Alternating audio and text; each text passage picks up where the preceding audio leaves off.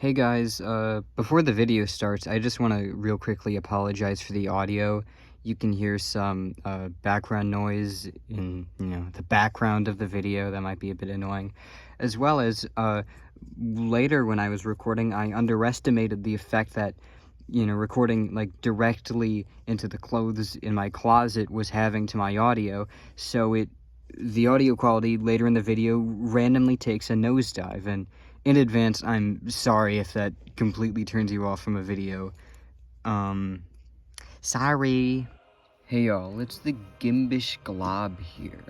A name that I chose only because it sounded funny and it doesn't mean anything. Today, I think I'm gonna be taking not really a unique approach. I talk about bosses a lot, and by a lot I mean, twice. But I'm gonna talk about this little game called Code Vein, because it's been haunting me for the last 48 years. Code Vein is like if you took Dark Souls, but made it anime, and worse. But I have played it way too many times for some reason, because it's interesting. It has a lot of aspects to it that just stick out in my mind, and one of those is the fact that it has the hardest boss I've ever beaten in any video game ever. Which is something, I have to preface that with beaten, because there are some bosses that I haven't beaten that are harder, like Mike Tyson from Mike Tyson's Punch-Out! And as you can probably figure, I'm just gonna spend this video unscripted, just talking about why that is, why the boss is so hard. So, watch if you want to. If you don't want to, don't watch. You probably don't want to. On account of the fact that it's just some kid talking about some stupid anime game, but hey, it's something. I mean, you clicked on this video for a reason, so might as well watch it. Though probably not. Now, to be clear, you know how Dark Souls has summons, Code Vein has a similar thing where you use partners, and they make the game a lot easier. I'm not going to be talking about a fight against this boss using partners. I'm talking about it without, which is where the real difficulty comes from. So, just consider that going forward. You're probably thinking, at this point, or rather, yelling at your screen for me to actually get to the boss, which is fair. The boss is Blade Bearer and Cannoneer, and as you can guess by the name, it's a duo fight. And because this is, a Souls-like, very much inspired by Dark Souls, even produced, I think would be the term, under Bandai Namco's, which is the same as Dark Souls. That was also the case, I believe. This duo fight is inspired by the classic Ornstein and Smough, or Smough, or however you want to say it. I honestly don't know. It's probably Latin or something. Now, the whole design philosophy or whatever behind Ornstein and Smough was that it's a big, quick, or regular-sized, relative to other Dark Souls bosses, quick guy chasing you around, well, a big fat guy chases you around very slowly. You can fight the quick guy at your own pace. Sometimes the big fat guy takes in and takes some pot shots, so you have to get out and make some distance, use the pillars and whatnot, and then wait for the quick guy to get back to you, which doesn't take that long. Then you fight him, then you kill him. Presumably Ornstein dies first, I would assume, for most players. Then, Smough gets big, you kill him, and the fight's over, you're done, you had a good time. It was pretty difficult. And then people talk about how it's difficult for years and years and years, because the original Dark Souls is over a decade old now, and ain't that a real tragedy? We're all ancient now, except for me. But, you see, this Blade Bearer and Cannoneer fight it's very different, because instead of, it being a really fast foe and a really slow foe, and them both going in for melee opportunities, we have a really fast foe going in for melee opportunities, really fast, I should emphasize, does a lot of damage too, and a slow foe, but they don't go for melee damage, they go for ranged. So you might be thinking to yourself, wow, that seems a bit difficult, because you might be having to deal with an extremely fast enemy that you need to deal with up close while someone's just firing at you the entire time, non-stop. And if you thought that, you'd be very, very right. So, you know, the whole outline and idea of the fight makes it seem like it's pretty difficult, but, you know, we can't just stop there. We have to delve into the actual movesets of the boss, because there are 2 of them. If it was just, you know, someone stabbing you with, like, the same attack over and over again while someone shoots, like, somewhat slow bullets, it wouldn't be that difficult. But, you know, it's not that. So let's get into the movesets. Blade Bearer is, you know, the fast melee one. She spends most of the fight just going in for basic sword strikes. All of them do a lot of damage, but, you know, that's not it. She can also do a quick thrust forward, which moves her a great distance while shooting a projectile at you, so that can be pretty difficult to dodge. She can also summon ice spikes out of the ground, which can either go in pretty much random patterns around her, or essentially make a big, giant wall around her. So if you're outside of the wall, you can't really get good hits in, and if you're inside, you're stuck there, which is bad, because the ice spikes explode, which isn't very good, you know, for the player. But that's not it for the ice spikes, because she can also do a great big slash forward that spawns a bunch of pokey little ice spikes directly in front of her, making the range of the attack pretty bad. Bad as in, again, bad for the player. It's very good for her, because it can go through the big pillars in the arena and hit you there as well. So pretty much your only way to dodge it is to dodge towards her, which, you know, is pretty hard as well because it's a fast attack. You might get hit by, you know, the slash and not the ice spikes, which will do, you know, a lot of damage, because all her attacks do a bunch of damage, as I've said like 87 times so far, I think. Rough estimate, you know. She also has 2 defensive options. She can create a big barrier around herself, which makes the next attack that lands on her do 0 damage, which, to be fair, isn't really that difficult to deal with. She rarely ever does it, and, you know, you'll be attacking her a lot, so, you know, you'll get an opportunity right after. It can be bad, though, if you're charging up a very slow gift, or the gift is, to be clear, your projectile options. So if you use one on her and she just happens to use that shield attack, it's going to do no damage, and you've used up your Ichor, which is essentially like mana.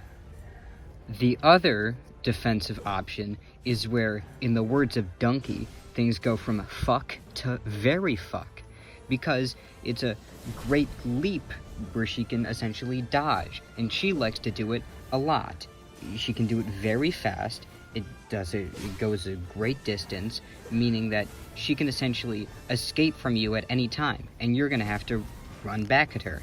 And of course, this paired with the fact that when you dodge from her, she can quickly get up to you, means that you essentially have no control over how fast the fight is going. It's completely up to her AI, which, you know, is very hard to deal with. But that's not that bad. It's not like there's a second enemy you're fighting. There is, actually. I'll talk about him next. Cannoneer is the most annoying thing ever put in a video game. Ever, maybe. That's my thesis statement for the video. Anyway, he's ranged, like I said, and he has a bunch of different increasingly bullshit range attacks that you're gonna have to deal with every 5 seconds, because he uses them very quickly in succession. First off, he'll thrust his hand into the air, shooting up a bunch of little pieces of fireballs that all eventually rain down in a very large area over the arena. This could be difficult, but in all honesty, you're likely not going to be in the area that it's in. If you are, you know, that sucks, but I don't believe it does a particularly large amount of damage, so it's really not that bad. Unlike the other attacks, which are that bad. Next is probably the most basic attack he has, which is the fireball. He shoots a very large fireball at you. It goes in a straight line aimed at where you are. I feel like I'm over-explaining it by saying even that. It's pretty fast and does a lot of damage, so, you know, it's difficult, but not uniquely difficult in any way. Except for when you consider the fact that you're fighting a whole nother enemy, in which case it becomes very annoying, you know, especially considering the fact that you're not looking at the guy, so you don't really know when he's gonna use it. You just have to hope you hear him grunt, which is not likely considering the very loud music, which is actually very good. Code Vein has a very good soundtrack. Next we get to the two extremely difficult attacks. The less difficult of these is the flamethrower, where it's pretty close ranged. You know, if you're in his general area, he'll, you know, flamethrower at you. And if you get stuck in it, you get stunned. And, you know, he keeps going for quite a bit. This means that he's gonna melt your health as you desperately try to roll out of it, as the blade bearer is whacking you with her sword. So, you know, your health is gone by now and you're likely dead. So, you know, the flamethrower is essentially a death sentence. You might be wondering, oh, how can it get much worse than that? And that's when we get to the attack that essentially defines the entire fight as being so difficult. The Cannoneer, once again, thrusts his fist into the air, but this time it does not shoot stuff upwards, but rather spawns something down below. A little patch of lava is spawned directly beneath the player, and it does constant damage, meaning that you have to immediately roll out of it. Now, this doesn't sound that bad, but then you remember that he does it a lot, so you're constantly under the threat of the floor below you literally becoming lava, meaning that you constantly have to be running away. You can't just keep on attacking the blade bearer at whatever her pace is. You have to randomly back out of the fight, which changes the entire pacing of the whole thing, as well as constantly putting you under pressure. And did I mention that, as well, the little patch of lava explodes, dealing a bunch of damage? You know, so you definitely have to run, or else you'll die, which is probably the last thing you want to happen during a boss fight, other than, I guess, your save file being corrupted. Fun fact, that actually happened to me once while I was playing Code Vein. It wasn't during a boss fight, it was actually at the very final level, so, you know, all that progress was gone. I love this game. And of course, the Cannoneer also has two melee attacks. They aren't really that bad. One is, he hits you with his elbow, it punches you back a bit. It does a bit of damage, but, you know, it's very telegraphed. As well as his AoE attack. It's a big fire tornado around him. Does a lot of damage. You don't really have to worry about it until you're actually fighting him up close, once the blade bearer is dead. And again, like I said, with the other attack, it's very easy to see coming. So it's not really that bad, so I don't think those should be really taken into consideration when we talk about the boss's difficulty. So that's pretty much their entire movesets. I don't think I missed anything, but I might have. The only other thing that adds difficulty is the fact that they have a very large pool of health. I mean, relative to the fact that there are two of them in a lot of duo fights, they usually don't have that much. But in this fight they do, which adds a lot of difficulty. I think that many people are probably going, that doesn't seem that hard in comparison to boss fights like Orphan of Kos, or what's probably being thought of the most, Melania, which is a very difficult fight. I agree with that. Me personally, though, I do find Blade Bearer and Cannoneer harder, and that's for a couple reasons. The first reason is that the general flow of the fight is faster than those other fights. Fights like Melania are more methodical than Blade Bearer and Cannoneer, so you don't really have to be thinking on the fly quite as much. The second reason is that the gift system in Code Vein is extremely complicated. I can't get into it in this video, as it would probably take like 30 minutes to explain all its nuances. But in summary, essentially you have to be balancing your Ichor, like I said, it's like mana for those who haven't played the game, between a bunch of offensive projectile gifts as well as a bunch of light gifts, which are essentially just buffs to the player. And to get the Ichor for these gifts, you essentially have to be attacking the bosses constantly, being very aggressive, because Ichor is given to the player when they attack an enemy, and because of the fact that the boss is very hard to land hits on, you're not going to be always able to use all your buff gifts, which are needed for most players' builds, I would assume. They usually are for mine, so without a lot of them being active, it feels like my arm has been cut off, and you're essentially in that state for the entire fight except for the very beginning, because you get an opportunity then to buff them all before the actual fight begins. The third reason, and probably the biggest, is that there's a sense of consistency to fights like Malenia.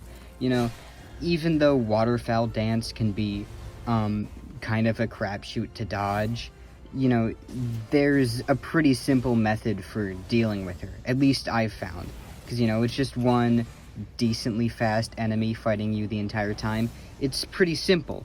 And this doesn't really apply to Blade Bear and Cannoneer, because it's two completely separate, erratic AIs doing whatever they want at all times, meaning that you're going to have to be constantly improvising on the fly, which is not a skill that's as easy to master in a video game as memorizing whatever strategies you have to.